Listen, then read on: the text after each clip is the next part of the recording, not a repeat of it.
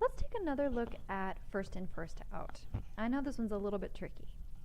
So let's say an organic cheese company uses the first in, first out method. And as of May 31st, the company had sold 160 wheels of organic cheese. Use the first in, first out method to find the cost of 160 wheels sold. So we're finding the cost of the 160 wheels sold. Cost of goods sold. Okay. Since this is a first in, first out method, we know that they would sell the oldest inventory first, right? First in is the first out.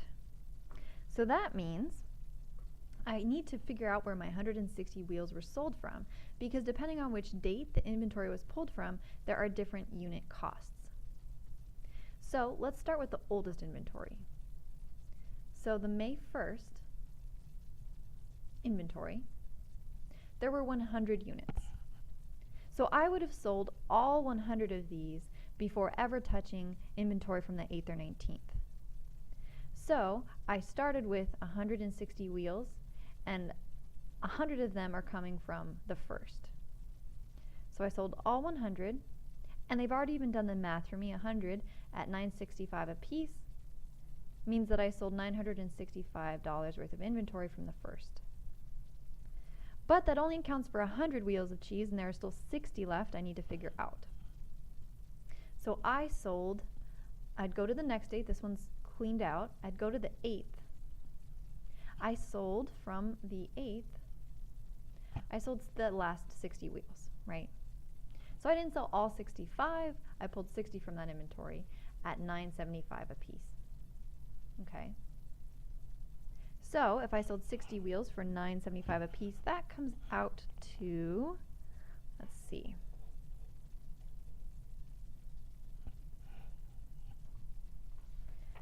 $60 wheels at $9.75 a piece, $585.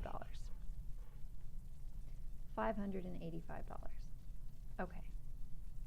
So again, because it's the first in, first out method, and I know that 160 units were sold, I go to the oldest units first. I calculate the cost of those. So those 100 units at $9.65 a piece were $965.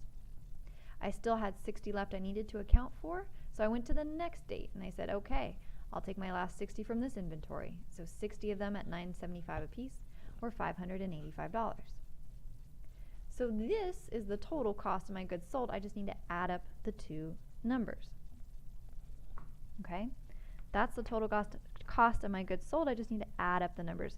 So $965 plus $585 would be $1,550.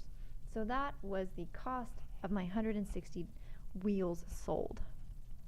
Now if I wanted to, I could also figure out, so this is the answer, but if I wanted to, I could figure out the cost of my remaining inventory.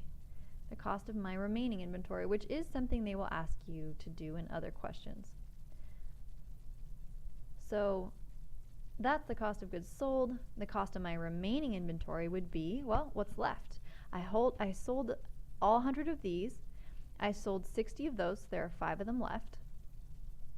So if I wanted to know the value of my remaining inventory, I'd say, okay, I've still got 5 of these left at $9.75 a piece, and I've still got all 145 of these left at $9.90 a piece. So pull out our calculator. 5 at $9.75 gives us $48.75. And 145 at $9.90 gives us $1,435.50. All I have to do is add those two numbers together. So I take my $1,435.5, I add $48.75, and my final total is $1,484.25. So this is the cost of my remaining inventory, and that's the cost of my goods sold. So if I were to add up these two numbers, it should equal the sum of this column as well. So if I added that column, whatever number I got would be the same as if I added those two boxes together. So that's it for first in, first out method.